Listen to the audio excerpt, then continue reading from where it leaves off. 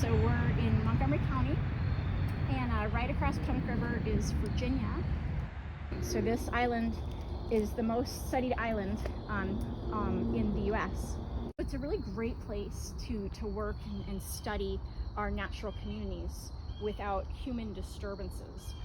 So there's a lot of changes biologically happening on the island, and the biologists have been able to capture that through many, many studies. So we want to do a really extensive survey of the island for bat species. So it's a very unique island.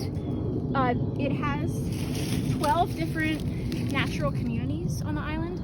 So it's almost like all the different natural communities in Maryland all are represented on this little island. Since the biologists have been managing the island, all 10 bat species in Maryland, all 10 of them at one point or another have been seen in this cabin. Actually, the first I believe it was eastern small-footed bat was seen here and collected and turned into a specimen. So it's really, really remarkable to come here knowing that at some point over the last 100 or so years, this area has supported all 10 bat species. So all of our state endangered bats have been here. All of our federally endangered bats have been here. So it's really quite a remarkable area. The microphone and pole are so well camouflaged that the bats won't even notice it. So we do have a lot of habitat here. So we have the snags, we have different tree species with sloughing bark. So some of our bat species like to get up and under the bark. Lots of rock crevices, cliffs. So we've got all the habitat that all 10 bat species would need, all right here on Plummers Island. November 2nd, and this is the open. Next week we'll see if this impacted the results. So where we place the microphone is important. So we want to get it high off of the ground. If we have an omnidirectional microphone like we do, we want to get that microphone really high off the ground so we're recording the sound wave that the bat is making. The calls have a lot of echoes. The calls just aren't high quality. Yeah, I mean, occasionally there will be a mishap or something, but they're normally pretty easy to correct once we get here.